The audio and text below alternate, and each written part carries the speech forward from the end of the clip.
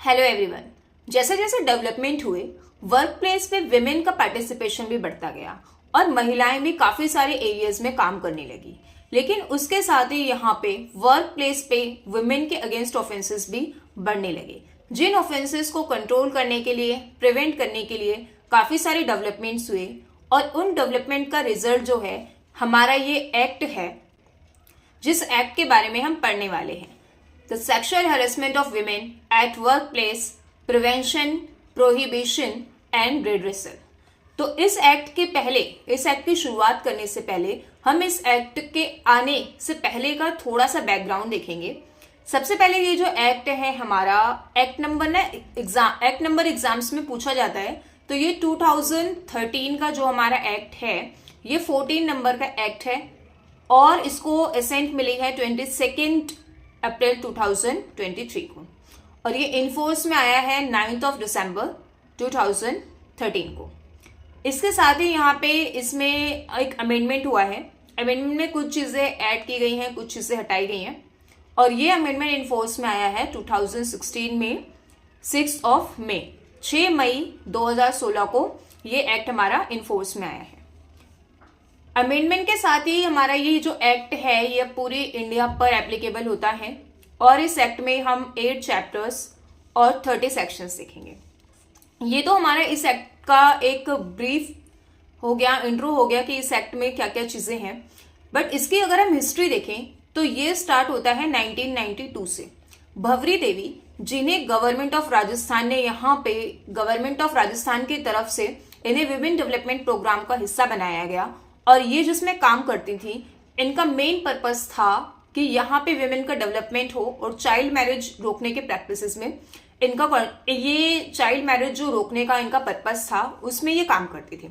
तो मेन चीज यहाँ पे ये है कि जब इन्हें पता चला कि एक बच्चे की एक चाइल्ड मैरिज हो रही है, तो जब चाइल्ड मैरिज हो रही थी तो उस चाइल्ड मैरिज को प्रिवेंट करने के लिए, रोकने के लिए यहाँ पे भंवरी देवी जो है वो प्रयास करती हैं।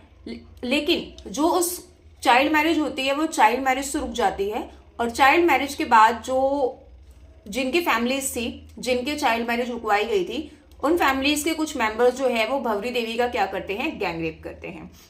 और गैंगरेप करने के बाद यहाँ पे भंवरी देवी जो है उनको न्याय नहीं मिलता और यहाँ पर जो है सेशन कोर्ट, डिस्ट्रिक्ट कोर्ट जो है, ट्रायल कोर्ट, वो अक्यूज्ड पर्सन को एक्विट कर देती हैं। तो इसके साथ ही यहाँ पर एक जो विशाखा है, जिसको हम विशाखा केस जानते हैं, विशाखा गाइडलाइंस के नाम से जानते हैं, तो ये विशाखा बेसिकली कोई पर्सन नहीं है। यहाँ पे ये एक ग्रुप है एनजीओ का और काफी सारी जो विमेन उनका एक ग्रुप है यहाँ पे एनजीओ, जिन्होंने क्या किया, जो डिसीजन आया था एक्विटल का, अक्यूज्ड के एक्विटल का, उनके अगेंस्ट यहाँ पे उन्होंने एक पीआईएल फाइल की हाई कोर्ट, सुप्रीम कोर्ट में। और जब ये पीआईएल फाइल की अगेंस्ट द ग्रुप, इस ग्रुप ने against the state of Rajasthan and union of India, तो सुप्रीम कोर्ट में जब ये पीआईएल फाइल हुई तो यहाँ पर ये केस बना Vishakha versus state of Rajasthan 1997 का। इस केस में सुप्रीम कोर्ट ने कुछ यहाँ पे गाइडलाइंस इशू करी और यहाँ पे ये जरूरत हुई कि अब यहाँ पे जो विमेन का पार्टिसिपेशन जैसे वर्क प्लेस पे बढ़ता जा रहा है, तो उनको सिक्योरिटी और इक्वालिटी को ध्यान में रखते हुए और विमेन की डिग्निटी को ध्यान में रखते हुए यहाँ पर सुप्रीम कोर्ट ने कुछ गाइडलाइंस यहाँ पे इशू की। और इस एक्ट के पीछे ये इस केस का बहुत बड़ा हाथ है। इसके साथ ही यहाँ पे हमारे इंडियन कॉन्स्टिट्यूशन में कुछ फंडामेंटल राइट्स हैं जिनका, और यहाँ पे UN convention on the elimination of all forms of discrimination against women, इनका। तो यहाँ पर इसके साथ अभी हम इसके प्रेम्बल में देखते हैं इन सबका कॉन्ट्रीब्यूशन डिटेल में। इस एक्ट का जो प्रेम्बल है, प्रेम्बल का पहला पैरा जो है वो तो क्लियरली बता रहा है कि an act to provide protection against sexual harassment of women at work place and for prevention and redressal of complaints of sexual harassment and for matter connected therewith और incidental thereto. तो यहाँ पर हमें देखना है कि इसके purpose क्या है। यहाँ पर ये प्रोवाइड करेगा protection, prevention and redressal of complaints. लेकिन इसका जो पैरा 2 है, इस एक्ट को लाने के पीछे यहाँ पे देखा गया कि जो सेक्सुअल हैरेसमेंट होता है वर्क प्लेस पे, इसके साथ यहाँ पे ये फंडामेंटल राइट्स जो हैं हमारी ये 4 फंडामेंटल राइट्स हैं, ये आप प्रेम्बल में देखेंगे। ये चारों राइट्स जो हैं इन्फ्रिंज हो रहे हैं। सबसे पहले जो आर्टिकल हमारा 14 है जो इक्वल प्रोटेक्शन की बात करता है, इक्वल प्रोटेक्शन ऑफ लॉ। इसके साथ यहाँ पे हमारा आर्टिकल 15 है जो डिस्क्रिमिनेशन की बात करता है, डिस्क्रिमिनेशन अगेंस्ट एनी सिटीजन। ये ग्राउंड्स दिए गए हैं, religion, race, caste, sex, place of birth and any of them. तो इसके साथ ही no person shall be deprived of his life and personal liberty. तो इसके लिए, इनको प्रोटेक्ट करने के लिए, इन फंडामेंटल राइट्स को प्रोटेक्ट करने के लिए यहाँ पे कोर्ट ने क्या किया, कोर्ट ने इस एक्ट को इनेक्ट किया। इसके साथ ही यहाँ पे एक और आर्टिकल है हमारा फंडामेंटल राइट का, आर्टिकल 19 सब आर्टिकल 1 क्लॉज जी। ये कह रहा है कि सभी जो जितने भी सिटीजन्स हैं, ये सभी सिटीजन्स के लिए है, उनको right to practice any profession और to carry on any occupation, trade and business, इसका है। इसका जो राइट है ये इन्फ्रिंज होता है। अब एक इंपॉर्टेंट जो हमारा थर्ड पैरा है, यहाँ पे थर्ड पैरा जो है हमारा प्रिएम्बल का, वो कन्वेंशन की बात करता है। तो जो यूनाइटेड नेशंस की कन्वेंशन थी एक 1993 में, जिसको इंडिया ने साइन किया था, rectified by government of India है, इसको 25 जून 1993 को इंडिया ने रेक्टिफाई किया था, जिसका आर्टिकल 11 कहता है, आर्टिकल 11 यहाँ पे विमेन कि जो पार्टिसिपेशन है, विमेन जो वर्क प्लेस पे काम करती हैं, उनकी प्रोटेक्शन और उनके अगेंस्ट डिस्क्रिमिनेशन की बात करता है। तो यहाँ पे दोनों के इक्वल राइट के बारे में बात करता है। तो ये एक्ट बनाना इसलिए भी जरूरी हो गया था कि फंडामेंटल राइट इन्फ्रिंज हो रहे थे और इंडिया ने जो कन्वेंशन पे साइन किया था, उसको रेक्टिफाई किया था, उसको भी यहाँ पे फुलफिल करना था। ये इसके प्रेम्बल है, जिससे हमें पता चलता है कि ये एक्ट इनेक्ट क्यों हुआ और इस एक्ट की जरूरत क्या है। तो विशाखा केस में कुछ गाइडलाइंस जो दी गई थी, उन गाइडलाइंस को यहाँ पे इनेक्ट करा इकट्ठा करके, और उसके बाद यहाँ पे इसे एक्ट बनाया गया। अब इस एक्ट में हम देखते हैं कि इस एक्ट में जो रूल मेकिंग पावर है वो सेंट्रल गवर्नमेंट के पास है। ये हमारा लास्ट सेक्शन भी है, बट ये एक इंपॉर्टेंट पॉइंट है, काफी जगह क्वेश्चन आता है काफी बार, किसी एक्ट में रूल मेकिंग पावर किसके पास है। तो रूल मेकिंग पावर इस एक्ट में सेंट्रल गवर्नमेंट के पास है। इसमें हम अब कुछ चैप्टर्स देखते हैं, एक बार चैप्टर्स का ब्रीफ, देन हम इस एक्ट को स्टार्ट करेंगे। इस एक्ट में हमारे 8 चैप्टर्स हैं। सबसे पहला जो हमारा चैप्टर है वो प्रिलिमिनरी चैप्टर है, जिसमें हम बात करेंगे कि डेफिनेशन क्लॉजेस के बारे में, और ये एक्ट कब इनेक्ट हुआ और इस एक्ट की इन्फोर्समेंट डेट क्या है। It's about introduction. इसके बाद हम यहाँ पे 2 टाइप्स की कमेटीज देखेंगे। First is internal complaint committee, second is local committees. ये 2 टर्म आपको ध्यान रखने हैं। जो इंटरनल कंप्लेंट कमेटी है उसका सिर्फ एक सेक्शन है, जो लोकल कंप्लेंट कमेटी है उसके सेक्शन की रेंज है 5 to 8। इसके बाद ये कंप्लेंट का प्रोसीजर क्या होगा, कंप्लेंट कौन कर सकता है, कंप्लेंट कैसे होगी, इससे रिलेटेड हमारे पास सेक्शन है 9 to 11। अब यहाँ पे ये 2 तो कमेटीज हो गई, और यहाँ पे हम 2 टर्म और देखेंगे, that is employer and district officer. इससे पहले यहाँ पे कंप्लेन और इंक्वायरी टू कंप्लेन, ये एक प्रोसीजरल पार्ट है, ये हमें एक साथ पढ़ना है। इंक्वायरी इनटू कंप्लेन, अब ये जो कंप्लेन हुई है, कंप्लेन के बाद इंक्वायरी होगी उस कंप्लेन पे, और उस इंक्वायरी में पार्टिसिपेट कौन करेगा। इसके बाद यहाँ पे है ड्यूटीज टू एम्प्लॉयर, ये एक इंपॉर्टेंट सेक्शन है, इसमें से क्वेश्चंस पूछे जाते हैं। Duties and power of district officer, इसमें से भी क्वेश्चंस आते हैं, ड्यूटीज में से एमसीक्यू में आते हैं। इसके बाद मिसलेनियस प्रोविजन है, जिसमें हम पनिशमेंट्स वगैरह को पढ़ेंगे, और अपील का प्रोविजन भी हमारा इसमें आएगा चैप्टर 5 में, इंक्वायरी इनटू कंप्लेंट। अब हम स्टार्ट करते हैं। जो हमारा इसका फर्स्ट सेक्शन है वो short title extend enactment commencement पे बात करता है, तो इसको हम क्लियर कर चुके हैं, तो इसको मैं रिपीट नहीं करेंगे। ये एक इंपॉर्टेंट सेक्शन है हमारा डेफिनेशन क्लॉज में। इंपॉर्टेंट क्लॉज है एग्रीव्ड विमेन कौन होगी।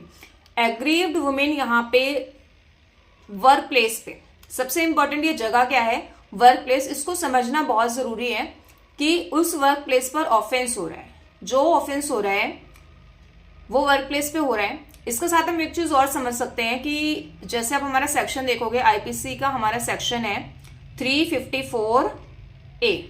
जो हमारा आईपीसी का सेक्शन 354A है, वो भी जो सेक्सुअल हैरेसमेंट है उस पे पनिशमेंट की बात करता है।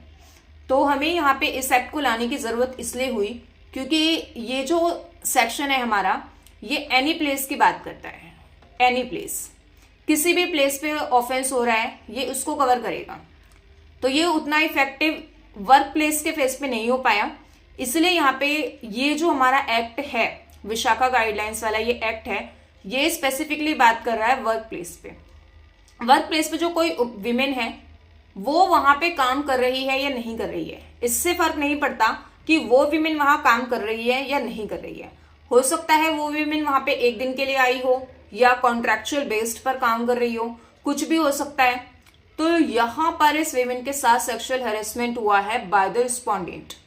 ये चीज इंपॉर्टेंट है कि उसका यहाँ पे काम करना ना काम करना जो है वो जरूरी नहीं है। हो सकता है वो काम कर रही हो सकता है ना कर रही हो। In relation to dwelling place, dwelling place या किसी हाउस में किसी भी विमेन पे यहाँ पे सेक्सुअल हैरेसमेंट हो रहा है, ठीक है। तो जैसे कि हाउस हेल्प होते हैं जो घर में काम करती हैं, लेडीज किसी के घर में जाके काम करती हैं, तो उस जगह पर अगर उसके साथ कुछ हो रहा है उस जगह पर अगर उसका सेक्सुअल हैरेसमेंट हो रहा है तो वो भी यहाँ पे एक एग्रीव्ड जो विमेन है वो कंसिडर की जाएगी। तो वो ड्वेलिंग हाउस में जरूरी नहीं है वो रेगुलर बेसिस पे जाती हो, कॉन्ट्रैक्चुअल बेसिस पे भी जा सकती है। कॉन्ट्रैक्चुअल इन द सेंस कुछ पर्टिकुलर काम के लिए भी जा सकती है, किसी भी पर्पज से जा सकती है, कोई स्टूडेंट है, कुछ भी यहाँ पे है, अगर वो जगह वर्क प्लेस कंसिडर की गई है, ठीक है। चाहे वो लेडी जो है क्लीनिंग पर्पज के लिए जा रही हो या कोई भी हाउस हेल्प पर्पज के लिए जा रही हो, तो वो यहाँ पे वो जो घर है जिस घर में वो जा रही है वो यहाँ पे ड्वेलिंग हाउस एक तरह से वर्क प्लेस कंसिडर किया जाएगा स्विमिंग के लिए सॉरी। और वहां पर अगर उसके साथ सेक्सुअल हैरेसमेंट या इस एक्ट में दिए जो भी ऑफेंस होते हैं तो यहाँ पे उससे एग्रीव्ड वुमेन कंसिडर किया जाएगा। इसके साथ यहाँ पे ये मैंने कुछ एग्जांपल्स लिखे हैं। डोमेस्टिक वर्कर्स जो हो गई, उसके साथ एडहोक वर्कर, रेगुलर वर्कर, ये सभी वर्कर अभी हम देखेंगे आगे सेक्शन में, क्लियर है। तो ये सभी इसमें हम इंक्लूड करेंगे। इसके बाद एप्रोप्रिएट की डेफिनेशन क्लियर है। एप्रोप्रिएट गवर्नमेंट वो होगी, कोई भी जो गवर्नमेंट है अगर उसको कंट्रोल कर रहा है या उसको ओन किया है, उसको स्टैब्लिश किया है सेंट्रल गवर्नमेंट ने, तो वहां पर एप्रोप्रिएट गवर्नमेंट सेंट्रल गवर्नमेंट कहलाएगी। अगर वहां पे उस गवर्नमेंट को कंट्रोल किया है स्टेट गवर्नमेंट ने, तो वहां पर एप्रोप्रिएट गवर्नमेंट होगी हमारी स्टेट गवर्नमेंट। इसके बाद यहाँ पर in relation to any workplace not covered under subsection 1 falling within its territory the state government. अगर यहाँ पे कुछ भी यहाँ पे छूट गया है और वो यहाँ पे किसमें एप्रोप्रिएट गवर्नमेंट में कवर्ड हो जाएगा, स्टेट गवर्नमेंट। चेयरपर्सन की डेफिनेशन हम आगे देखेंगे, इसमें सेक्शन 7 में है। डिस्ट्रिक्ट ऑफिसर की सेक्शन 5 में है, अभी हम आगे देखेंगे। अभी यहाँ पे एक इंपॉर्टेंट हमारी डेफिनेशन है, that is domestic worker. Domestic worker कौन होगा? Domestic worker means a women who is employed to do the household work, जो हाउस होल्ड वर्क कर रही है और उसके बदले उसे पैसे मिल रहे हैं, और वो चाहे कैश ले रही हो या किसी भी तरह से ले रही हो, डायरेक्टली हो या किसी एजेंट के थ्रू गई हो, टेम्परेरी पीरियड के लिए गई हो या परमानेंट कर रही हो, या पार्ट टाइम हो या फुल टाइम हो, मतलब वो किसी के घर में काम कर रही है एक लेडी, तो वो डोमेस्टिक वर्कर कहलाएगी। इसका एक्सेप्शन है जो कि बहुत ही जनरल एक्सेप्शन है, but does not include any member of the family of the employer. Employer की फैमिली का कोई मेंबर यहाँ पे इंक्लूड नहीं किया जाएगा। इसके बाद एम्प्लॉय यानी एम्प्लॉय कौन पर्सन होगा? जो पर्सन काम कर रहा है वर्क प्लेस पे। वर्क प्लेस पे वो कुछ भी काम कर रहा है, जो वो काम कर रहा है वो रेगुलर बेसिस पे भी हो सकता है, जैसे मैंने ऊपर बताया था, टेम्परेरी बेसिस पे भी हो सकता है, एडहोक भी हो सकता है, डेली वेजेस पर भी हो सकता है। मतलब कि वो कोई भी काम कर रहा हो, कितने भी पीरियड के लिए कर रहा हो, वो एम्प्लॉय कहलाएगा। तो समटाइम्स ऐसा भी होता है कि यहाँ पे एक लाइन देखेंगे हम, इंक्लूडिंग अ कॉन्ट्रैक्टर, कोई कॉन्ट्रैक्टर है without knowledge of the principal employer, whether for remuneration और नॉट, यहाँ पे रेम्यूनरेशन भी जरूरी नहीं है। Working on the voluntarily basis, sometimes ऐसा होता है कि अगर कोई वर्कर वॉलंटियरली बेसिस पे काम कर रहा है तो उसे भी यहाँ पे इसमें इंक्लूड किया जाएगा। इसका मतलब ये है कि वो जरूरी नहीं है पेड हो। और इसके साथ ही यहाँ पे क्या है, whether the terms of employment are expressed और implied, include a co worker, a contract worker, probationer, trainee, apprentice and called by any other such name. तो कोई भी पर्सन जो सर्विस प्रोवाइड कर रहा है उस जगह पर है और कुछ काम कर रहा है तो यहां पर उसे एम्प्लॉय कंसिडर किया जाएगा। नेक्स्ट है हमारी डेफिनेशन इंपॉर्टेंट, एम्प्लॉयर कौन होगा जो काम करवा रहा है, तो कोई भी हेड। अब यहाँ पे हेड कौन सी जगह का हेड होगा, किसी भी डिपार्टमेंट का हेड है, किसी ऑर्गेनाइजेशन का हेड है, undertaking, establishment, enterprises, institution, office, branch और unit, such other officer as the appropriate government or local authority as the case may be may by an order specified on this behalf। यानी इन जगह में से किसी भी जगह का कोई हेड है उसे हम एम्प्लॉयर कंसिडर करेंगे।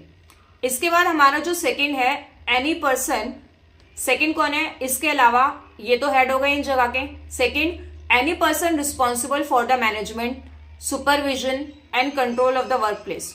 कोई भी पर्सन किसी वर्क प्लेस पर किसी वर्क प्लेस को सुपरवाइज कर रहा है, उसको कंट्रोल कर रहा है या उसको मैनेज कर रहा है, तो उस पर्सन को भी हम कौन सी कैटेगरी में डालेंगे, एम्प्लॉयर की कैटेगरी में डालेंगे।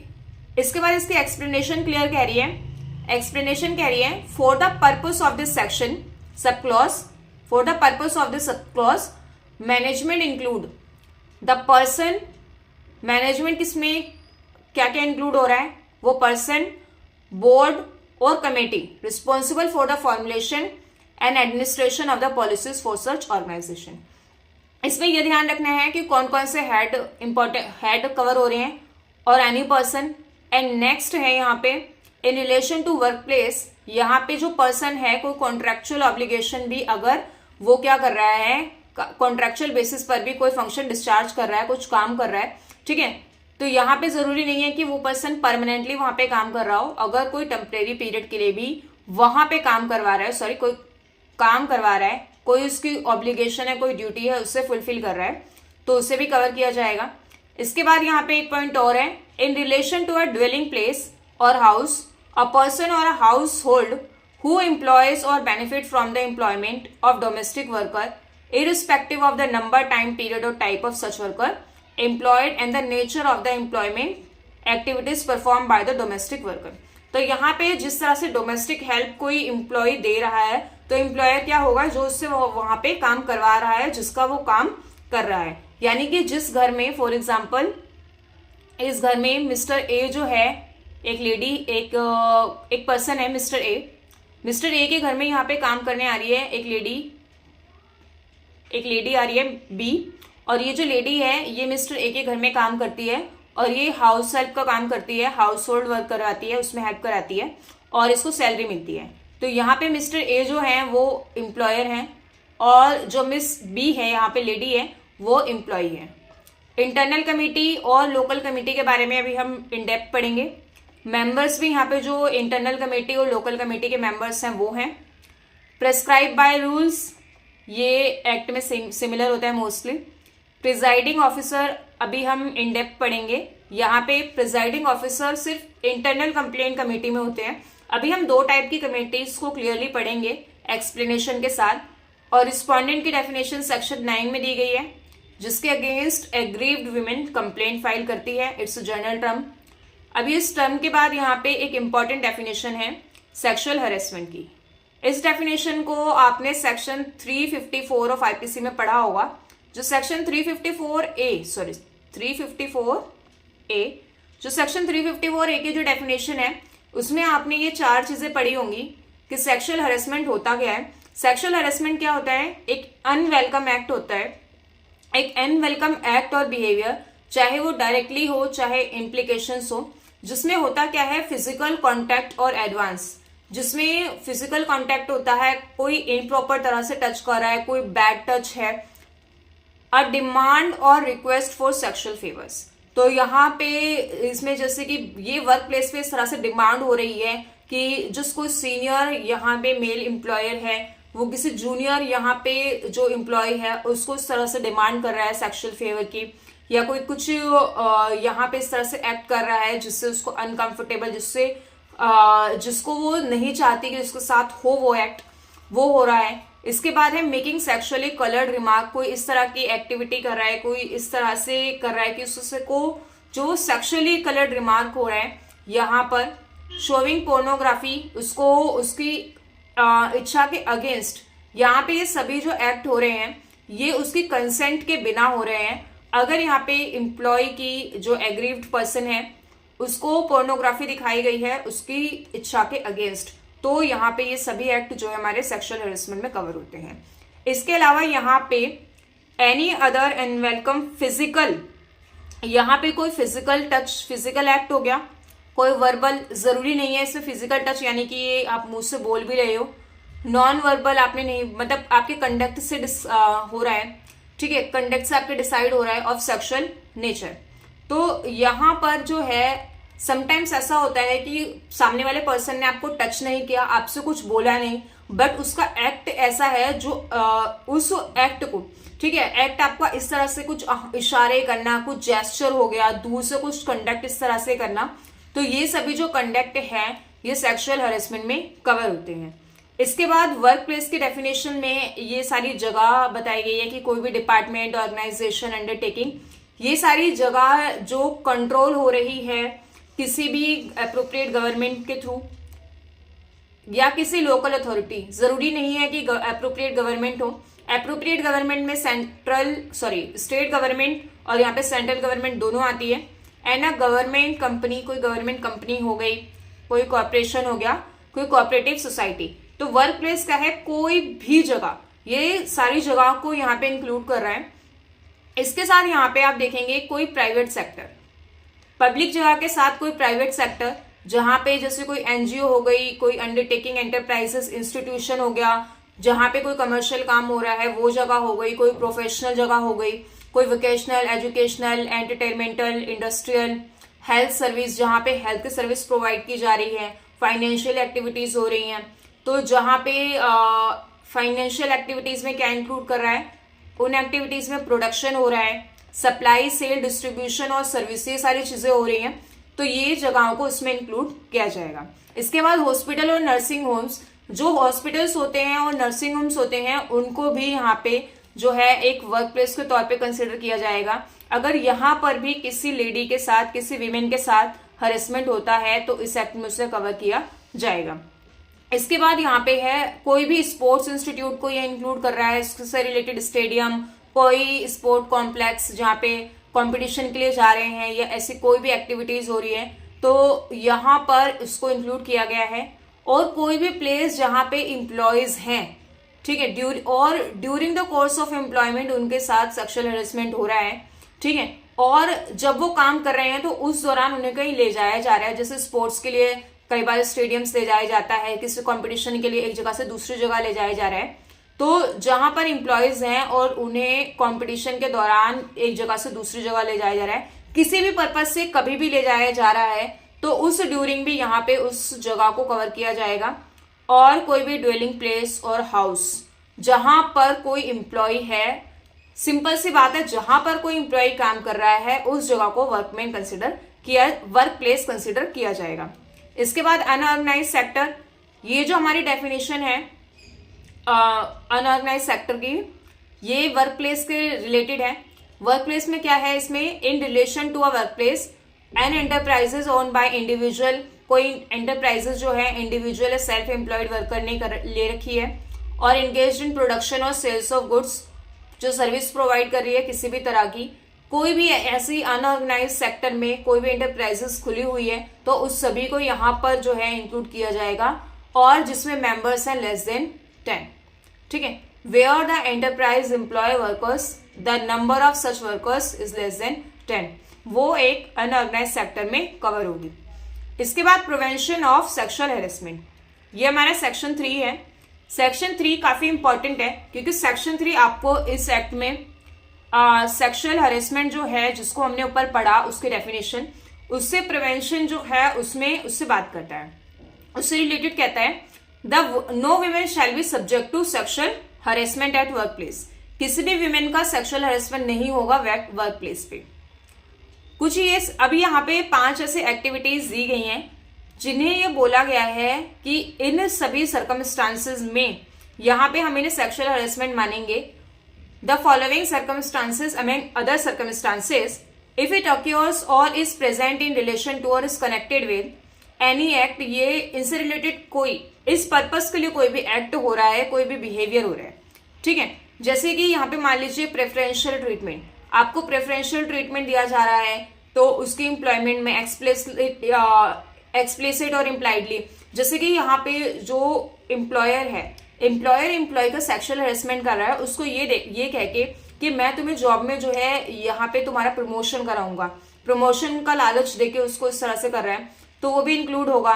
डेट्रीमेंटल ट्रीटमेंट, और इसके साथ यहाँ पे थ्रेट अबाउट हर प्रेजेंस और फ्यूचर एम्प्लॉयमेंट, तो जो उसकी फ्यूचर अभी जहाँ पे काम कर रही है उसकी स्टेटस से रिलेटेड उसको डराया जा रहा है, उसकी डेट्रीमेंटल जो उसकी स्टेटस है उससे रिलेटेड उसको धमका के उसका सेक्सुअल हेरेसमेंट कर रहा है। नेक्स्ट है यहाँ पे जो काम कर रही है उसमें इंटरफेयर कर रहा है, क्रिएटिंग एंड इंटिमिडेटिंग और ऑफेंसिव और hostile work environment, humiliating treatment likely to affect her health और सेफ्टी, तो एक ऐसा बिहेवियर कर रहा है जो यहाँ पर उसको ह्यूमिलेट कर रहा है, इससे उसकी हेल्थ और उसकी सेफ्टी को जो अफेक्ट कर रहा है, तो ये इस चीज से हमें इसको प्रिवेंट करना है। अब इसके बाद हमारा चैप्टर 2 जो है वो इंटरनल कंप्लेंट कमेटी को कॉन्स्टिट्यूट करने के बारे में है, इसमें इंटरनल कंप्लेंट कमेटी कॉन्स्टिट्यूट होगी। अब हमारा नेक्स्ट जो चैप्टर है, नेक्स्ट चैप्टर हमारा चैप्टर 2 है, constitution of internal complaint committee. Internal complaint committee का हमारा सेक्शन 4 है, और यहाँ पे अब हम बात करेंगे कि इसमें कितने मेंबर्स होते हैं, इसका टेन्योर क्या है, और वो मेंबर्स कहाँ से अपॉइंट होते हैं, और उनका रिमूवल और टर्मिनेशन कैसे होता है। सबसे पहले ये जो इंटरनल कंप्लेंट कमेटी है, इसका सबसेक्शन 1 कहता है every employer of the work place के जितने भी एम्प्लॉयर हैं shall by in order to writing constitute a committee to be known as internal complaint committee.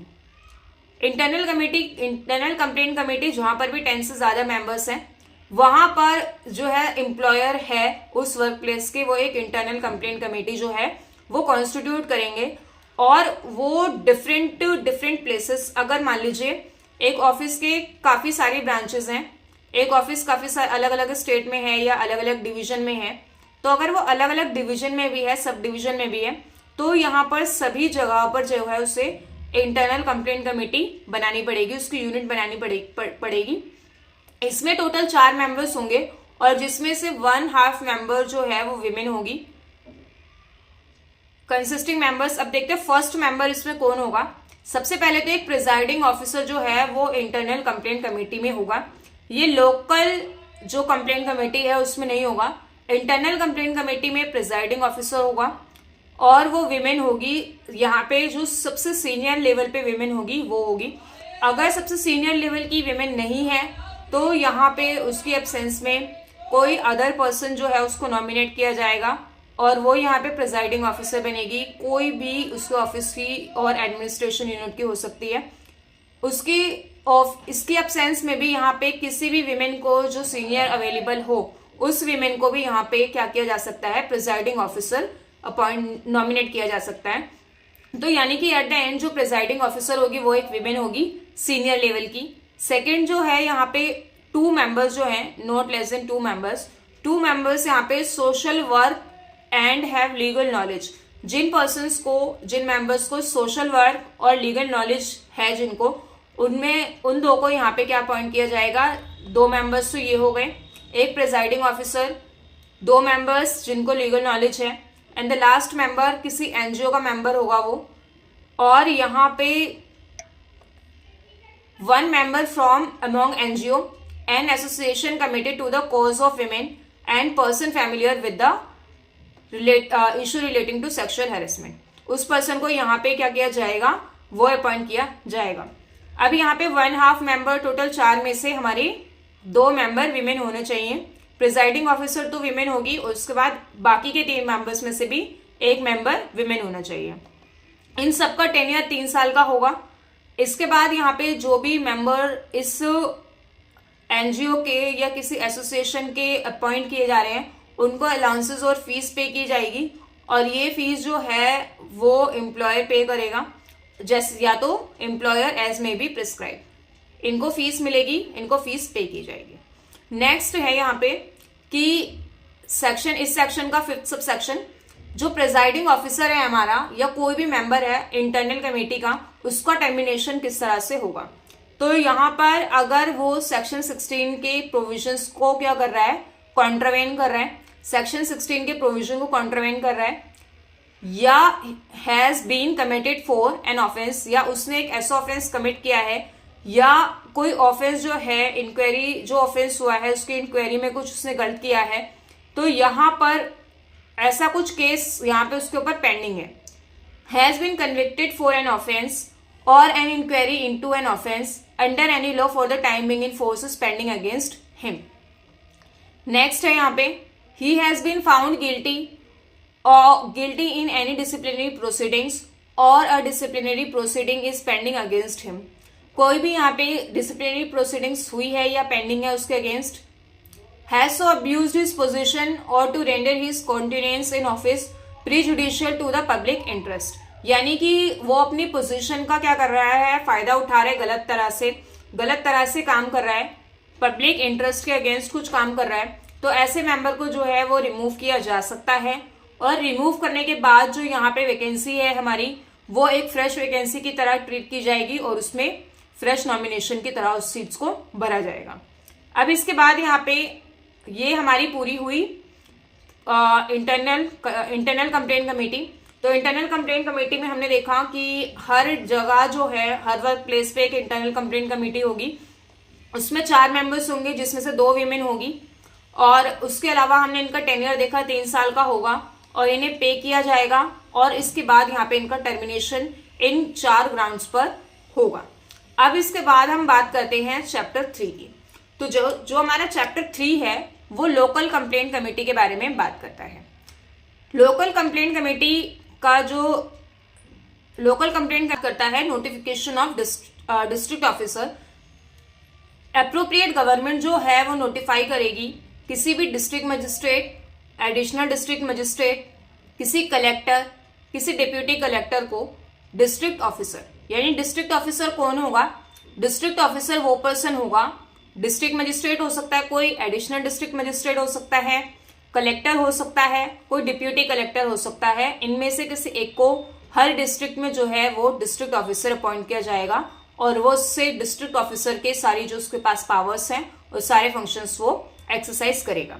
अब इसके साथ लोकल कमेटी किस तरह से कॉन्स्टिट्यूट होगी।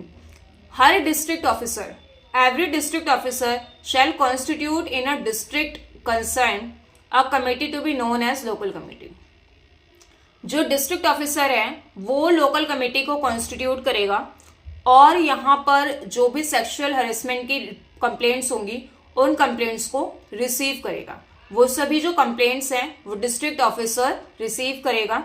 और जहां पर इंटरनल कमेटी नहीं बनी है, ठीक है, जहां पर जैसे मैंने आपको बताया था इंटरनल कमेटी कहाँ बनेगी, जहां पे वर्कर्स जो है वो 10 से ज्यादा हैं। तो जहां पर वर्कर 10 से कम है वहां पर हमारी लोकल कमेटी बनेगी।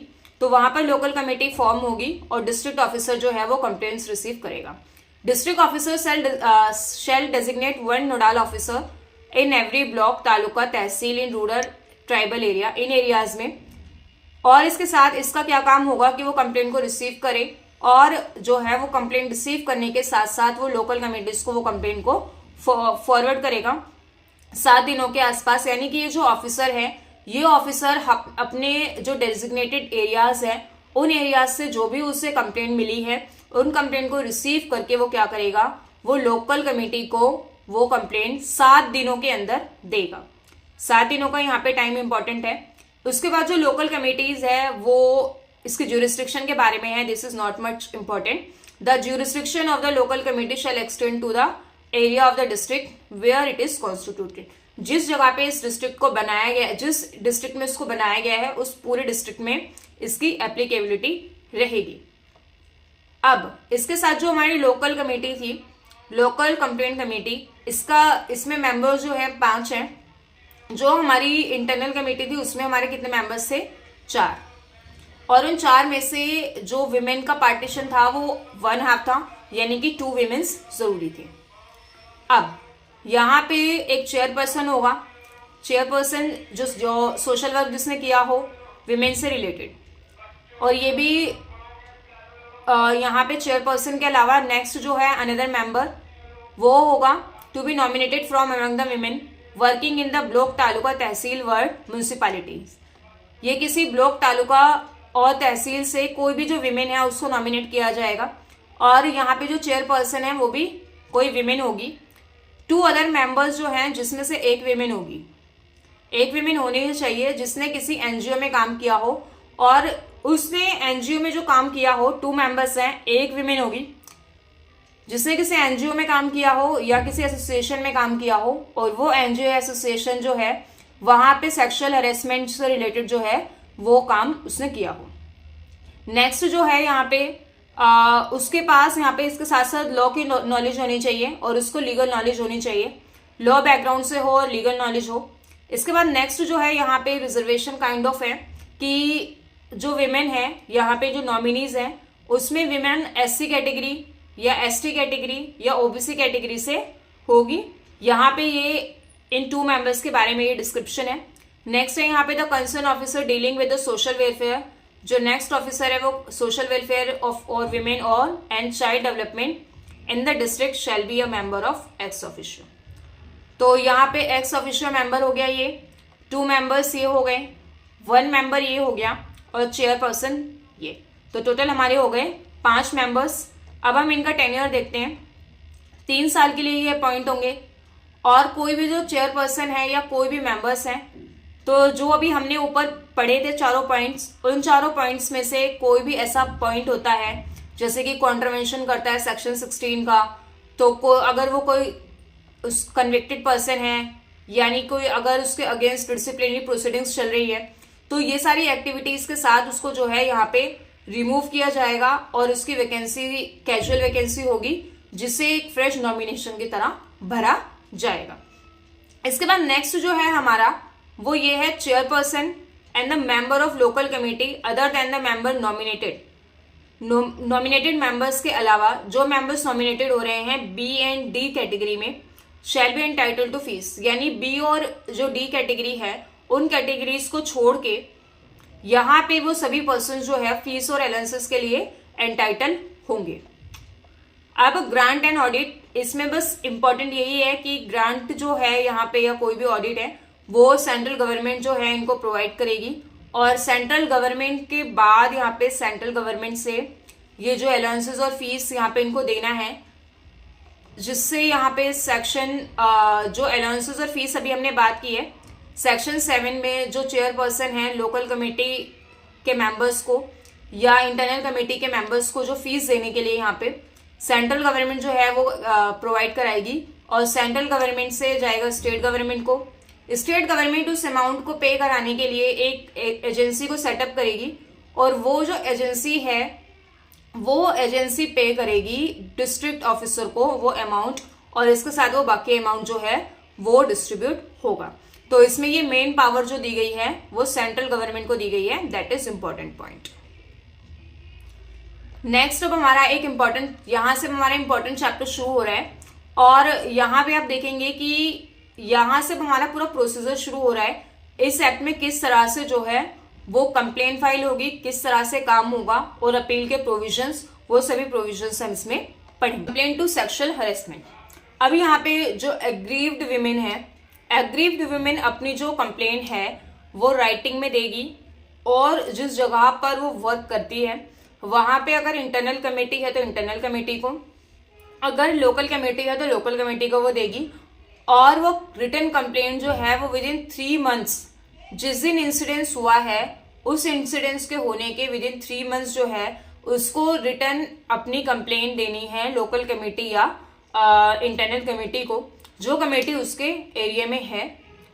अभी यहाँ पे अगर एक से ज्यादा ऑफेंस, मान लीजिए यहाँ पे आज उसका एक बार उसको सेक्सुअल हरेसमेंट हुआ है जनवरी में, एक बार फरवरी में, कॉन्सिक्वेंटली हो रहा है, तो यहाँ पर जो लास्ट उसको सेक्सुअल हरेसमेंट हुआ है, लास्ट टाइम जो इंसिडेंस हुआ है, उस लास्ट टाइम के इंसिडेंस से विद इन 3 मंथ उसको रिटर्न एप्लीकेशन फाइल करनी है। अगर वो लिख नहीं सकती है तो प्रिजाइडिंग ऑफिसर, जहाँ पे इंटरनल कमेटी है, और जहां पर इंटरनल कमेटी नहीं है वहां पर चेयरपर्सन, तो प्रिजाइडिंग ऑफिसर या चेयरपर्सन क्या करेगा, उसको फैसिलिटीज प्रोवाइड करवाएगा, रीजनेबल असिस्टेंस प्रोवाइड करवाएगा कि वो जो विमेन है वो रिटर्न कंप्लेंट फाइल कर सके। इसके बाद यहाँ पे नेक्स्ट इसका प्रोवाइजो कह रहा है कि कुछ ऐसी कंडीशन आ जाती है कि जो लेडी है वो विद इन 3 मंथ्स जो है अपनी कंप्लेंट फाइल नहीं कर सकती है, या सेक्सुअल हरेसमेंट या कुछ ऐसी सिचुएशन आ गई कि वो बीमार पड़ गई है, या कुछ भी ऐसा रीजनेबल कारण है कि उसको बहुत ज्यादा डराया धमकाया गया कि वो इस 3 मंथ्स के टाइम पीरियड में कंप्लेंट फाइल नहीं कर पाई, तो वो क्या करेगी, उसको 3 मंथ्स का टाइम जो है वो एक्स्ट्रा प्रोवाइड किया जा सकता है, बट 3 to 3 मंथ्स इसका टाइम मेन तो जो आएगा एग्जाम में वो तो 3 मंथ लिखना है, बट 3 मंथ्स के बाद जो उसको एक्स्ट्रा 3 मंथ का टाइम दिया जाएगा उसके बाद उसको एक्स्ट्रा टाइम नहीं दिया जाएगा, वो भी अगर कमेटीज को लगता है कि ये रीजनेबल टाइम है और वो सेटिस्फाई होती हैं तो उसको एक्स्ट्रा टाइम दिया जाएगा। इसके बाद नेक्स्ट है यहाँ पे where the aggrieved women is unable to make a complain on account of her physical and mental incapacity और डेथ और अदरवाइज हर लीगल हेयर्स और such other person as may be prescribe में make a complain, यानी कि उस women के behalf पे उसके फैमिली मेंबर्स भी जो है वो कंप्लेन फाइल कर सकते हैं, but the important thing is that अगर वो विमेन अनेबल है कंप्लेन करने के तो।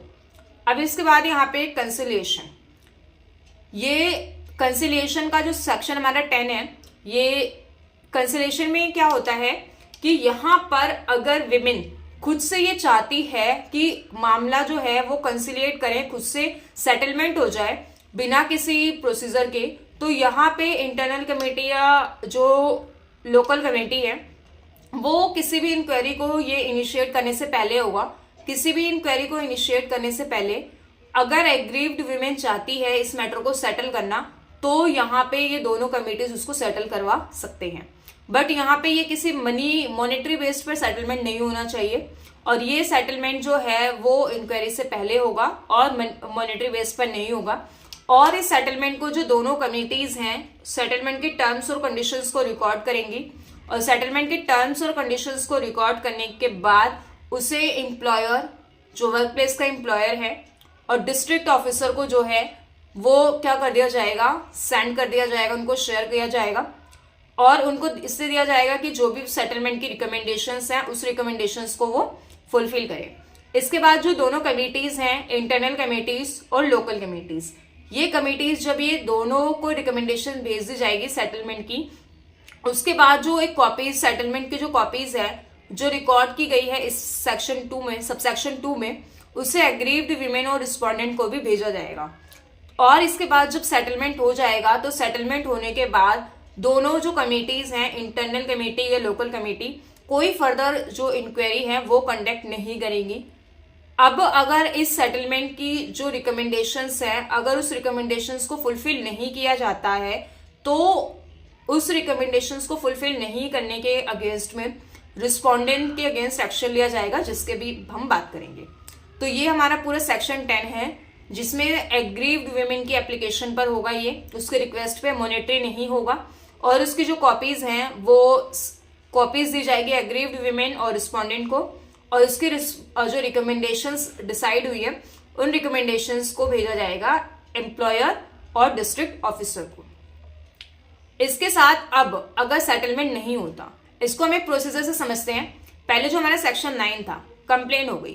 कंप्लेन हमने एक जो मान लीजिए विमेन है, इसने एक कंप्लेन करी, ए ने सबसे पहले कंप्लेन कर दी, ठीक है, ए ने कंप्लेन की, तो हो सकता है कंप्लेन के बाद कि उनका आपस में मैटर जो है वो सेटल हो जाए, बट 1% अगर नहीं होता है तो फिर क्या होगा, यहाँ पर जो सेक्शन 10 में मैटर नहीं सेटल हुआ तो इंक्वायरी होगी, जो पूरी कंप्लेन है उसकी इंक्वायरी होगी, और यहाँ पे दोनों ही कमेटीज लिखी जा रही हैं इंटरनल और लोकल।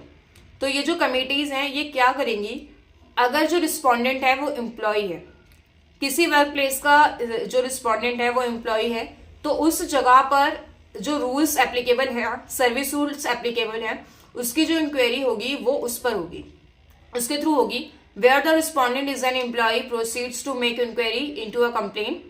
और जब अगर कोई रिस्पोंडेंट जो है वो डोमेस्टिक वर्कर है, यहाँ पे डोमेस्टिक प्लेस पे ऐसा कुछ हो रहा है, ठीक है, कोई वर्क प्लेस इस तरह से नहीं है अगर वो डोमेस्टिक प्लेस है, ड्वेलिंग हाउस है, कोई डोमेस्टिक वर्कर है, तो वहां पर जो लोकल कमेटी है, ठीक है, जहां पे इंटरनल कमेटी नहीं है, लोकल कमेटी है, तो उसे लगता है कि ये ऑफेंस हुआ है, तो वो यहाँ पे क्या करेगा, ये मैटर फॉरवर्ड कर देगा पुलिस को। और पुलिस जो है यहाँ पे वो सेक्शन 509 जो हमारा है वो जेस्चर जो है against gesture and conduct against the modesty of women की बात करता है, तो जिसमें अराउंड 3 years जो है वो पनिशमेंट है और फाइन भी है। तो सेक्शन 509 जो हमारा आईपीसी का है उसके अगेंस्ट केस बनाएगा और इसके लिए भी उसे 7 दिन का टाइम दिया जाएगा। 7 दिन का टाइम दिया जाएगा with in a period of 7 years from the registering of the case. अब इसके साथ नेक्स्ट हमारा क्या है, प्रोवाइजो ये कह रहा है कि where provided that where the aggrieved women informs the committees, both the committees, as the case may be, that any term and condition of the settlement arrived at under subsection 2 of section 10 has not been complied। ठीक है, मान लेते हैं कि settlement के दौरान ये settlement हुआ था कि जो रिस्पोंडेंट पर्सन है वो रिस्पोंडेंट पर्सन ऐसी एक्टिविटी दोबारा नहीं करेगा और यहाँ पे रिस्पोंडेंट जो एग्रीव्ड विमेन है उसके कंफर्ट का ध्यान रखेगा और उसके वर्क प्लेस पर जो है वो अगेन ऐसी एक्टिविटी नहीं करेगा, या तो वो जॉब छोड़ देगा, दूसरी जगह जॉब करेगा और एग्रीव्ड विमेन वहीं जॉब करेगी। ऐसे सपोज करते हैं कोई रिकमेंडेशन थी सेटलमेंट में जिससे कंप्लाई करना था रिस्पोंडेंट को, लेकिन रिस्पोंडेंट ऐसी जो किसी भी रिकमेंडेशन को कंप्लाई नहीं करता, तो ऐसे केस में क्या होगा कि ये माना जाएगा कि ये सेटलमेंट एक तरह से सेटलमेंट नहीं हुआ है और इसको सेक्शन जो हमारे 11 है इसमें वापस से इंक्वायरी की जाएगी इसकी और आगे प्रोसीड किया जाएगा मैटर। इसके बाद नेक्स्ट है जहां पर दोनों ही पार्टीज अगर एम्प्लॉय है, अगर दोनों ही पार्टी एम्प्लॉय है तो during the course of inquiry ये अपॉर्चुनिटी दी जाएगी, उनको सुना जाए, दोनों को सुनने की अपॉर्चुनिटी दी जाएगी और उसके बाद यहाँ पे जो भी कंक्लूजन सामने आता है दोनों पार्टीज का उसको यहाँ पे कमेटी के सामने दिया जाएगा। यानी कि यहाँ पे अगर दोनों ही एम्प्लॉय है तो उनको, ये दोनों मान लीजिए एक ही ऑफिस में काम कर रहे हैं, तो दोनों को सुना जाएगा और दोनों का जो भी यहाँ पे पॉइंट ऑफ व्यू होगा, जो भी दोनों के इश्यूज होंगे उन सभी को यहाँ पे कमेटीज को भेजा जाएगा। नेक्स्ट है यहाँ पे कि अगर notwithstanding anything contained in section 509 IPC, the court may, when the respondent is convicted of the the court may, when the respondent is convicted of the offense, order pay of the such sum of as it may consider appropriate to aggrieved women by the respondent।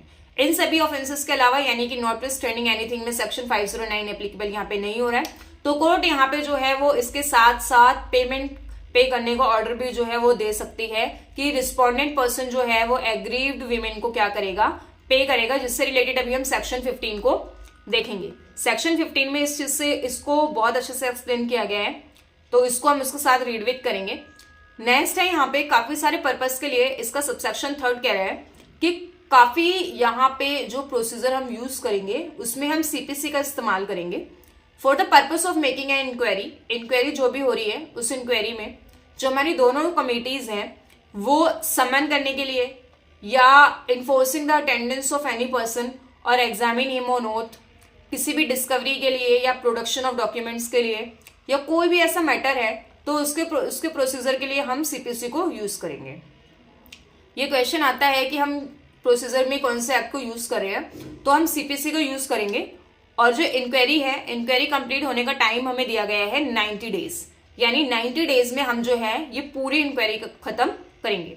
तो अभी हमने देखा कि जो aggrieved women थी, सबसे पहले तो ये हमारी एग्रीव्ड वीमेन थी। सेक्शन यहाँ पे हमने 9 देखा जिसमें वो कंप्लेन करती है, सेक्शन 9 में उसने की कंप्लेन, सेक्शन 9 में कंप्लेन करने के साथ सेक्शन 10 में उसको सेटलमेंट किया, सेटलमेंट के बाद सेक्शन 11 में इंक्वायरी हुई।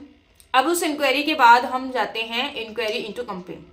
चैप्टर हमारा 12 जो है अब इंक्वायरी के बाद का प्रोसीजर बता रहा है, लेकिन इस इंक्वायरी के ड्यूरिंग मान लीजिए ये रिस्पोंडेंट है, अगर रिस्पोंडेंट और एग्रीव्ड विमेन एक जगह काम कर रहे हैं और एग्रीव्ड वुमेन अब इतनी कैपेबल नहीं है, इतनी मेंटली कैपेबल नहीं है कि वो वहां पे जाके जो है वो वर्क कर सके, तो अब ड्यूरिंग इंक्वायरी क्या प्रोसीजर होगा, या मान लीजिए उसको इतना ज्यादा हरेस किया गया है कि वो फिजिकली भी उसकी तबीयत ठीक नहीं है, फिजिकली शी इज इनकैपेबल, या कुछ भी ऐसे कंडीशन है कि वो इनकैपेबल टू वर्क है during the pendency of an inquiry. अगर एग्रीड वीमेन जो है रिटन में रिक्वेस्ट करती है तो यहाँ पर जो है इंटरनल कमेटी और लोकल कमेटी जो है कुछ रिकमेंडेशंस पास कर सकती हैं। वो रिकमेंडेशंस क्या है कि सबसे पहले जो दोनों कमेटीज हैं वो ट्रांसफर द एग्रीड वुमेन और respondent to any other place. यहाँ पे एग्रीड वुमेन को या रिस्पोंडेंट को, किसी भी एक पर्सन को यहाँ पे जो कमेटी है वो ये बोल सकती है कि आप अपना ट्रांसफर लो, और एग्रीड विमेन को 3 मंथ्स की छुट्टी प्रोवाइड कर सकती है, और इसके अलावा जो है अदर रिलीफ भी प्रोवाइड करेगी। Grant such other relief to the aggrieved women और मे बी प्रिस्क्राइब विमेन। तो यहाँ पे इस विमेन को जो है छुट्टी 3 महीने की दी जा सकती है, और उसका ट्रांसफर किसी का भी हो सकता है, और कोई अदर रिलीफ भी यहाँ पे जो सुइटेबल हो वो कमिटीज ग्रांट कर सकते हैं। इसके बाद सेकेंड इसका सबसेक्शन कह रहा है कि the leave granted to the aggrieved women under this section shall be in addition to the leave shall would be otherwise entitled. ठीक है, तो यहाँ पे जो लीव उसको दी जा रही है इस सेक्शन में, तो यहाँ पे वो किसके जो यहाँ पर जिसने लीव की वो एंटाइटल थी उस लीव के एडिशन में दी जाएगी उसको। और इसके साथ यहाँ पे इसका थर्ड सबसेक्शन कह रहा है कि जो रिकमेंडेशंस इंटरनल और लोकल कमिटीज ने दी हैं उसमें सबसेक्शन 1 में उसमें क्या है कि the employer shall implement the recommendations made under subsection 1 and send the report to the such implementation to the internal committee and local committee. तो यहाँ पर इसको देखते हैं, इस सेक्शन को एक बार समराइज करते हैं। इसका सबसेक्शन 1 कह रहा है कि एग्रीव्ड विमेन जो है उसको ड्यूरिंग इंक्वायरी कोई भी यहाँ पे क्या चाहिए, रेमेडी चाहिए, कोई भी यहाँ पे कुछ भी इसको क्या चाहिए कि एक्शन चाहिए या कुछ भी ऐसा चाहिए, कुछ हेल्प चाहिए, तो यहाँ पे वो क्या कर सकती है, एग्रीव्ड वुमेन ड्यूरिंग इंक्वायरी एक रिटन रिक्वेस्ट डालेगी, और उस रिक्वेस्ट में जो लोकल कमिटीज है वो 3 एक्शन ले सकते हैं। इनके अलावा और भी कोई एक्शन अगर उन्हें सुटेबल लगता है तो वो भी ले सकते हैं, और उस एक्शन के साथ यहाँ पे जो है उस एक्शन को फॉलो करने के लिए जो सारी रिकमेंडेशंस है वो एम्प्लॉयर को सेंड कर देंगे। अब वो एम्प्लॉयर को जो सेंड कर दी वो रिकमेंडेशंस इंप्लीमेंट करने के लिए, और इम्प्लीमेंट करने के बाद वो इम्प्लीमेंट हो रही हैं या नहीं हो रही हैं, वो एम्प्लॉयर वापस से उसकी रिपोर्ट बना के जो है वो दोनों कमिटीज को, जो भी कमेटी यहाँ पे एप्लीकेबल है इंटरनल या लोकल, उसको देगा, यहाँ पे रिपोर्ट करेगा। इसके बाद नेक्स्ट है इंक्वायरी रिपोर्ट। तो जो इंक्वायरी हो रही है अब उसकी रिपोर्ट, सेक्शन 13 हमारा कह रहा है कि जब इंक्वायरी कंप्लीट हो जाएगी इस एक्ट में तो इंटरनल कमेटी लोकल कमेटी क्या करेंगी, एक रिपोर्ट प्रोवाइड करेंगी, report of its finding to the employer as a case may be the district officer within 10 days from the date of the completion of the inquiry. जब 10 दिन, जिस दिन जो है इंक्वायरी कंप्लीट हो जाएगी, inquiry complete होने का टाइम जो है वो 90 days का था। इंक्वायरी कंप्लीट होने के बाद इस दिन हमारी इंक्वायरी कंप्लीट हो गई। इंक्वायरी कंप्लीट होने के बाद यहाँ पर 10 दिन का टाइम दिया जाएगा, तो जो भी इंक्वायरी में फाइंडिंग्स हुई हैं, जो भी इंक्वायरी में पता चला है, उस सभी को डिस्ट्रिक्ट ऑफिसर जो है 10 दिनों के अंदर क्या करेगा, यहाँ पर उसको क्या करेगा, the district officer within a period of 10 days from the date of completion of the inquiry and such report be made available to the concern party. तो वो यहाँ पे देगा। उसके बाद यहाँ पे वेयर द इंटरनल कमेटी और local committee as may be arrives at the conclusion that the allegations against the respondent has not been proved, it shall recommend the employer and district officer that no action is required to be taken in the matter। ठीक है, तो यहाँ पर जो district officer है वो committee को क्या करेगा, रिपोर्ट देगा, जो ये 90 days के बाद 10 दिनों के अंदर डिस्ट्रिक्ट ऑफिसर कमेटी को रिपोर्ट देगा। ठीक है, 90 days में जो इंक्वायरी हुई है, 90 days की इंक्वायरी की report district officer internal committee को देगा।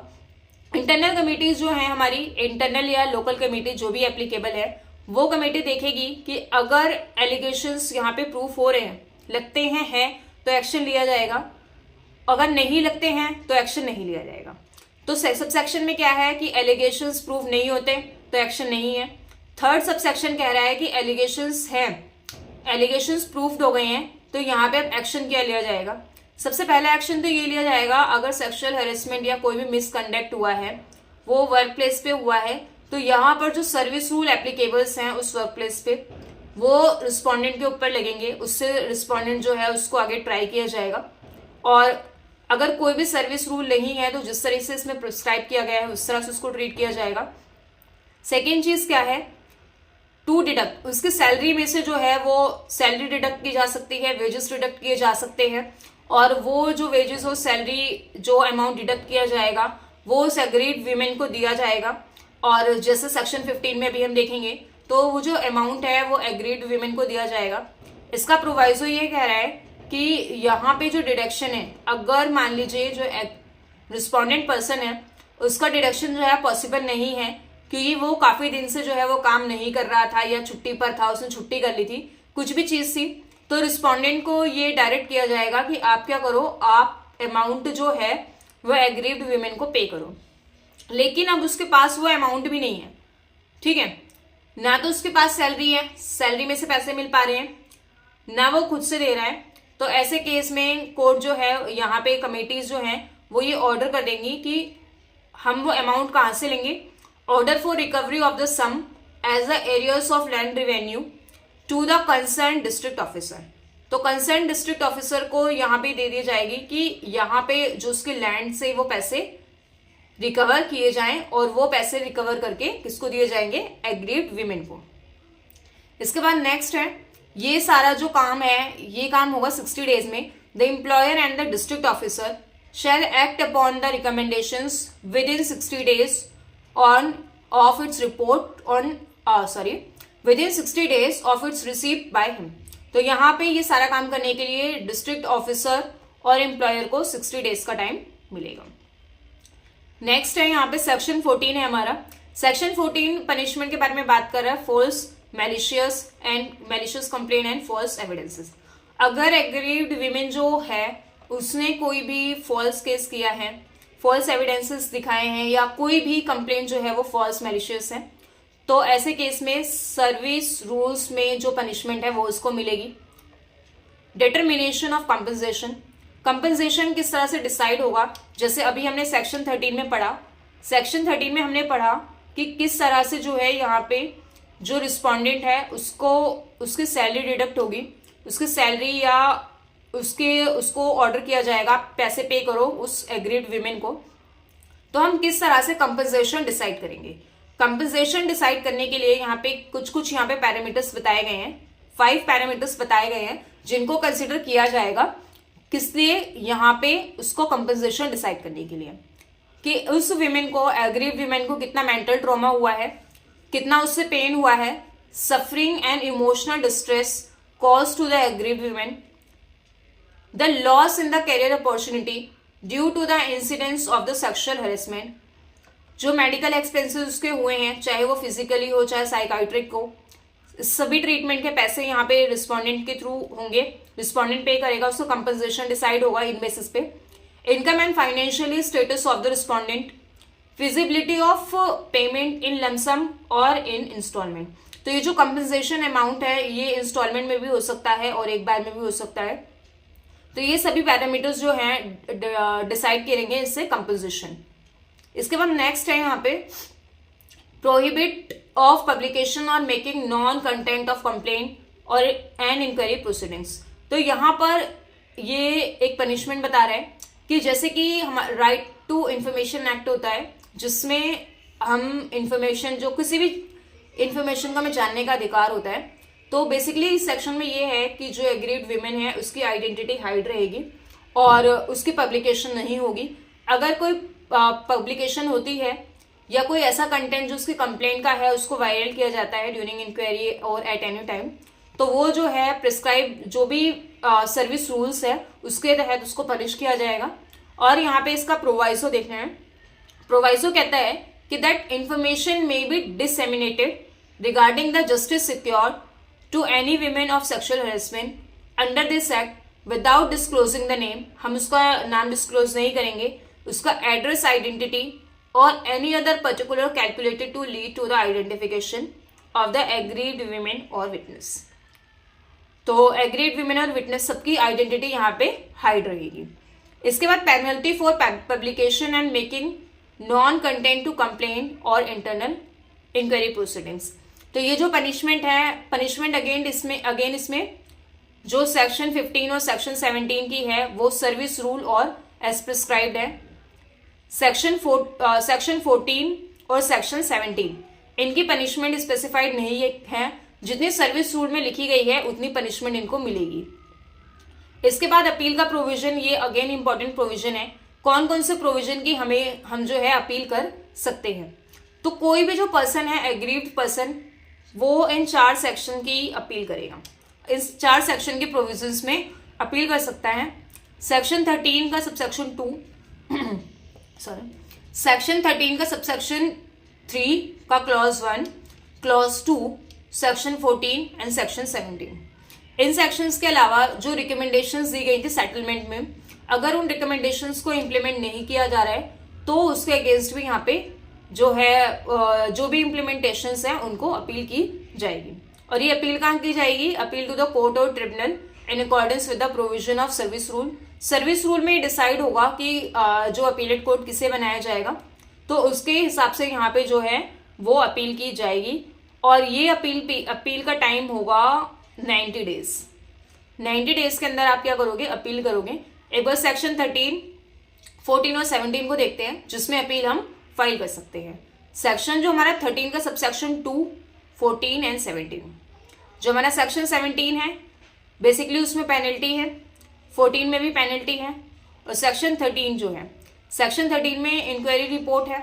तो अगर ऐसा लगता है कि जो है रिस्पोंडेंट के अगेंस्ट एलिगेशंस प्रूफ हुए हैं, नहीं प्रूफ हुए हैं, और जो भी उस पर रिस्पोंडेंट पे उसकी सैलरी डिडक्ट होने का जो भी अमाउंट लगाया जाता है, इन सभी के अगेंस्ट जो है यहाँ पे अपील फाइल हो सकती है। अब इसके बाद यहाँ पे ये एक सिंपल प्रोविजन है कि एम्प्लॉयर्स की ड्यूटी क्या होगी। जो एम्प्लॉयर है, जो वर्क प्लेस पे एम्प्लॉयज को रख रहे हैं, एम्प्लॉयज से काम करवा रहे हैं, तो उनकी कुछ ड्यूटीज होगी। ये जनरल ड्यूटीज है, ये रीड करने से समझ आ जाएंगी सारी ड्यूटीज। इनको हम एक बार ओवरव्यू देखते हैं। Provide a safe working environment, एक सेफ वर्किंग एनवायरमेंट प्रोवाइड करवाना। जितने भी एम्प्लॉयज हैं जो वर्क प्लेस पे काम कर रहे हैं उनकी सेफ्टी का ध्यान रखना। Display at any conspicuous place in the work place the panel consequences of sexual harassment and order constituting the internal committee under subsection 1 of section 4। तो यहाँ पर एक पैनल जो है उसको ये सारी चीजें एक पैनल बनाना। पैनल जो है the panel consequences of sexual harassment, यानी कि इस तरह से चीजें, जैसे आप जिस वर्क प्लेस पे जा रहे हो तो आपको वो चीजें क्लियरली दिख जाएं कि अगर किसी के अगेंस्ट सेक्सुअल हेरेसमेंट होता है तो उस वर्क प्लेस पर उसके लिए क्या क्या फैसिलिटीज हैं। फैसिलिटीज यानी वो उसके अगेंस्ट एक्शन कैसे ले सकते हैं, तो ये उसके लिए है। नेक्स्ट है वर्कशॉप ऑर्गेनाइज करना, अवेयरनेस प्रोग्राम्स जो हैं उनको ऑर्गेनाइज करना, टाइम टू टाइम उनको ऑर्गेनाइज करना कि एम्प्लॉयज जो है उससे अवेयर रहें और एम्प्लॉयज को इस एक्ट के बारे में पता हो, और इसके साथ जो है कुछ ओरिएंटेशन प्रोग्राम्स करवाते रहना, जिससे orientation programmes for the member of the internal committee in the manner as may be prescribe. तो यहाँ पे जनरली एट द एंड इसका मीनिंग ये है कंक्लूजन कि वर्कशॉप और अवेयरनेस लोगों को फैलाना कि इससे ये भी अवेयरनेस फैलाना कि यहाँ पे सेक्सुअल हरेसमेंट नहीं करना है। अगर सेक्सुअल हरेसमेंट होता है तो उसके क्या क्या कॉन्सिक्वेंसेज होंगे, और अगर सेक्सुअल हरेसमेंट हुआ है तो एग्रीव्ड पर्सन के पास क्या क्या राइट्स हैं। इसके बाद नेक्स्ट है नेसेसरी फैसिलिटीज प्रोवाइड करना इंटरनल कमेटी को और लोकल कमेटी को जो डील कर रही है कंप्लेंट को और कंडक्ट करा रही है इंक्वायरी को। इसके बाद नेक्स्ट है assist securing the attendance of respondent and witness before the internal committee and local committee. इसके बाद नेक्स्ट है make available such information to the internal committee और यहाँ पे जो लोकल कमेटीज हैं उनको इंफॉर्मेशन प्रोवाइड करना जो भी उनके लिए जरूरी है, as it may require having regard to the complaint made under subsection 1 of section 9। Section 9 के सबसेक्शन 1 में जो कंप्लेंट फाइल करेगी यहाँ पे एग्रीव्ड वुमेन इन रिटन, इससे रिलेटेड जो भी जरूरी इंफॉर्मेशन है वो यहाँ पे कौन प्रोवाइड करेगा? जो एम्प्लॉयर है वो किसको देगा? कमेटी को देगा। इसके अलावा यहाँ पे असिस्टेंस प्रोवाइड करेगा विमेन को जिससे जो है वो कंप्लेंट फाइल करना जो है उससे यूज टू हो जाए, use to in the sense कि उससे कंप्लेंट फाइल करने में कोई प्रॉब्लम ना आए। नेक्स्ट है cause to initiate action. Initiate action जो है यहाँ पे चाहे वो आईपीसी में या किसी एनी अदर लॉ में जो है वो लेना हो उससे, तो उसकी हेल्प करे। नेक्स्ट है treat sexual harassment as a misconduct under the service rules and initiate action for such misconduct. तो यानी कि जो वर्क प्लेस होता है वहां पे जो एम्प्लॉयर होता है उसको इस तरह का मैनेजमेंट रखना है कि वहां पे सेक्सुअल हेरेसमेंट से रिलेटेड प्रोविजंस हो और उसमें सेक्सुअल हेरेसमेंट को एक मिसकंडक्ट के तौर पे रखा जाए और उसको उसके अगेंस्ट जो क्या एक्शन लेना है उसको भी यहाँ पे मेंशन किया जाए। और टाइम टू टाइम जो है यहाँ पे इंटरनल कमेटी को जो रिपोर्ट सबमिट करनी है उसको भी मॉनिटर करता रहे, उसको देखता रहे। अब इसके बाद यहाँ पे कुछ ड्यूटीज हैं डिस्ट्रिक्ट ऑफिसर और डिस्ट्रिक्ट ऑफिसर की। तो डिस्ट्रिक्ट ऑफिसर की भी यही ड्यूटी है कि वो मॉनिटर करे टाइम टू टाइम रिपोर्ट को जो फर्निश की है लोकल कमेटी ने। लोकल कमेटी ने यहाँ पे रिपोर्ट सबमिट की है उसको मॉनिटर करे। नेक्स्ट है take such measurement as may be necessary for engaging NGOs for creation of awareness on sexual harassment and the rights of the women. तो जो विमेन है उनके राइट्स और जो सेक्सुअल हेरेसमेंट है इसके रिगार्डिंग एट द एंड यहाँ पे क्या कहना चाह रहा है कि अवेयरनेस फैलाए जो एनजीओज के थ्रू। तो precaution is better than cure, awareness फैलाए और ज्यादा से ज्यादा, और इसके साथ ही यहाँ पे जो रिपोर्ट फर्निश की गई है उसको मॉनिटर करें। तो ये जो दो काम यहाँ पे हैं ये डिस्ट्रिक्ट ऑफिसर के हैं और बाकी काम यहाँ पे हमने ऊपर देखे ये एम्प्लॉयर के हैं। इसके बाद अब हमारे इस चैप्टर 8 जो हमारा लास्ट चैप्टर है इसमें मिसलेनियस कुछ प्रोविजंस हैं। तो मिसलेनियस जो हमारे प्रोविजंस हैं उसमें सबसे पहला है एनुअल रिपोर्ट सबमिट करना। तो एनुअल रिपोर्ट जो है सबमिट होगी, submit the same to the employer and district officer. Annual report submit होगी डिस्ट्रिक्ट ऑफिसर एंड एम्प्लॉयर की, और ये डिस्ट्रिक्ट ऑफिसर जो है रिपोर्ट सबमिट करेगा स्टेट गवर्नमेंट को। ये जो भी रिपोर्ट है उसकी ब्रीफ रिपोर्ट बना के ये रिपोर्ट जाएगी स्टेट गवर्नमेंट को। इसके बाद यहाँ पे नेक्स्ट है सेक्शन 22। सेक्शन 22 कह रहा है कि employer to include information in annual report. Annual report में एम्प्लॉयर क्या क्या इंफॉर्मेशन ऐड करेगा।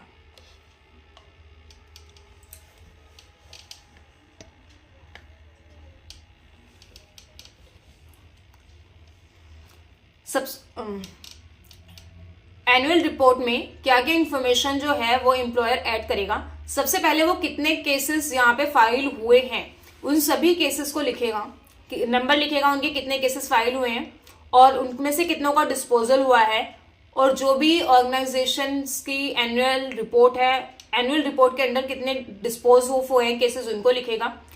और where no such report is required to be prepared intimate such number of cases to the district officer. तो कितने भी जो केसेस यहाँ पे आए हैं वो सभी केसेस की सारी जो डिटेल्स है, कितने केसेस आए हैं, कितने डिस्पोज्ड ऑफ हुए हैं, वो सभी केसेस के नंबर जो है सारी डिटेल्स वो एनुअल रिपोर्ट में बनाएगा। इसके बाद जो है appropriate government to monitor implementations and maintain data. तो एप्रोप्रिएट ये एनुअली बेसिस पर एप्रोप्रिएट गवर्नमेंट ये मॉनिटर करेगी और मेंटेन करेगी डेटा को। नेक्स्ट है appropriate government to take measures to publicise the act. तो एप्रोप्रिएट गवर्नमेंट की डेफिनेशन हमने पढ़ी थी। तो एप्रोप्रिएट गवर्नमेंट यहाँ पे क्या करेगी, मेजर्स कुछ यहाँ पे सेट कर सकती है। The appropriate government may subject to the availability of financially and other resources किसे to develop relevance information to develop relevant information, education, communication, training material and organized awareness program। तो appropriate government की यहाँ पे एक तरीके से duty है कि वो कुछ अवेयरनेस प्रोग्राम जो है वो ऑर्गेनाइज करे to advance the understanding of the public of the provisions of the act and providing for the protection against sexual harassment। और जो यहाँ पे इसके साथ साथ कुछ ओरिएंटेशन यहाँ पे फॉर्मुलेट करे। ट्रेनिंग प्रोग्राम्स होने चाहिए लोकल कमिटीज के मेंबर्स के लिए। जो लोकल कमिटीज के मेंबर्स हैं उनके लिए ट्रेनिंग प्रोग्राम्स हो, और यहाँ पे इसका जो मेन पर्पस है अप्रोप्रिएट गवर्नमेंट का कि अवेयरनेस फैलाई जाए इस एक्ट के बारे में। नेक्स्ट है section 25 power to call for information and inspection of record. तो यहाँ पे जो एप्रोप्रिएट गवर्नमेंट है उसके पास ये पावर है कि एप्रोप्रिएट गवर्नमेंट क्या कर सकती है, on being satisfied that it is necessary in the public interest और the interest of women employees at work place to do by order in writing. तो यहाँ पे क्या कर सकती है एप्रोप्रिएट गवर्नमेंट, किसी एम्प्लॉयर, किसी district officer to furnish in writing such information relating to sexual harassment as may it require.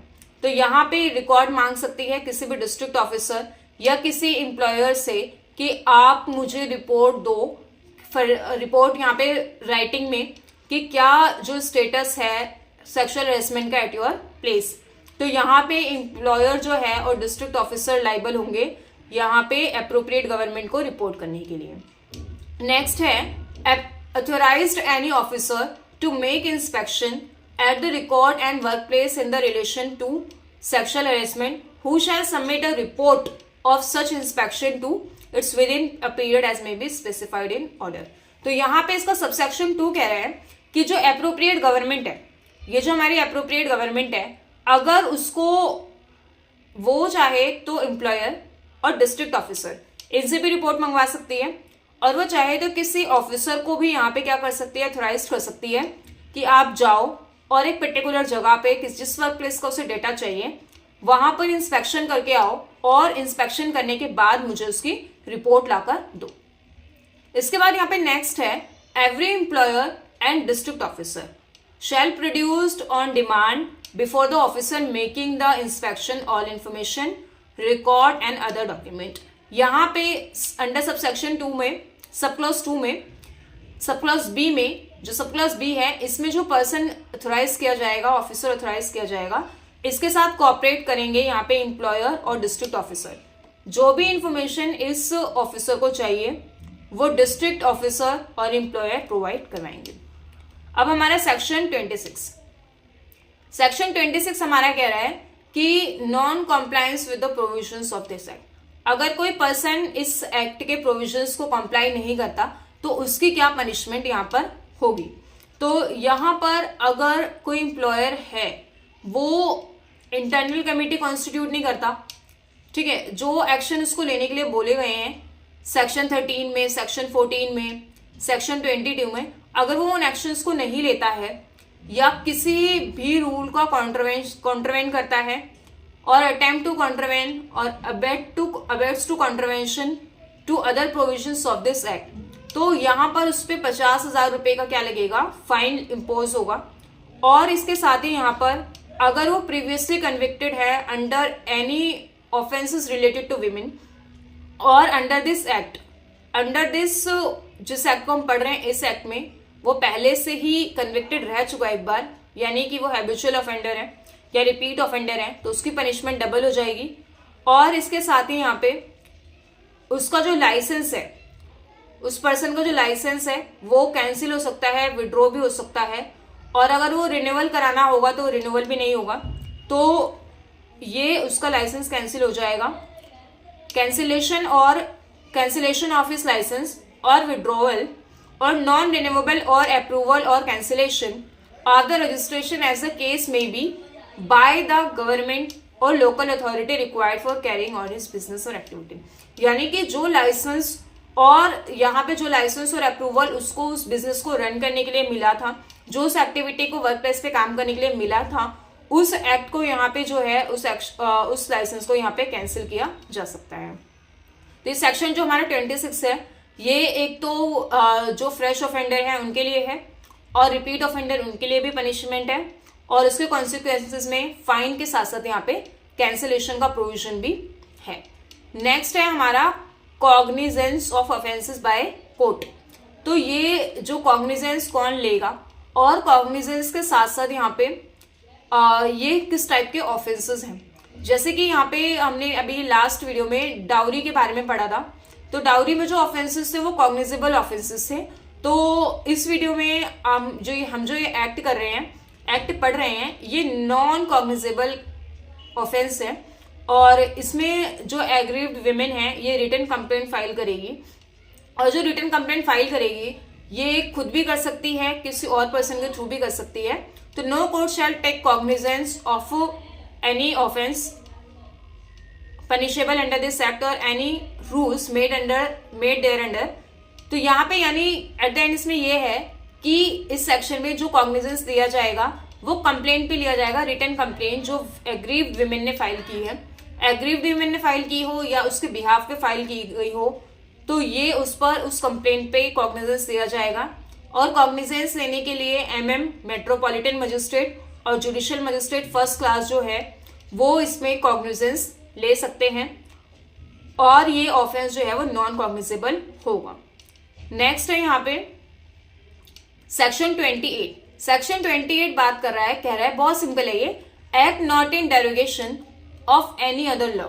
यानी कि ये जो एक्ट है ये किसी और एक्ट को डेरोगेट नहीं कर रहा, ये उस एक्ट के एडिशन में है, किसी एक्ट को ओवरलैप नहीं कर रहा है, ये उसके एक्ट के साथ चलेगा। जैसे कि आईपीसी का सेक्शन 509 है, तो 509 जो है ये उसको ओवरलैप नहीं कर रहा या उसको डेरोगेट नहीं कर रहा, बट जो सेक्शन 509 है वो अलग है और ये उसके एडिशन में है।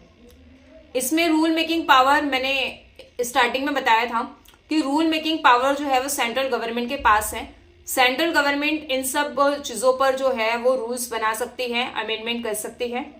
ये सारे प्रोविजंस हैं और इसमें जो है डिफिकल्टीज रिमूव करने का जो है प्रोविजन वो भी सेंट्रल गवर्नमेंट के पास है। तो इस एक्ट में सेंट्रल गवर्नमेंट जो है वो रूल्स बना सकती है और सेंट्रल गवर्नमेंट ही अगर इस एक्ट में कुछ चेंजेस करने हैं, कुछ डिफिकल्टीज रिमूव करनी है, तो उसको ऑफिशियली गैजेट में पब्लिश करके सेंट्रल गवर्नमेंट इस चेंज को कर सकती है। और इसके साथ ही ये एक्ट हमने खत्म किया है।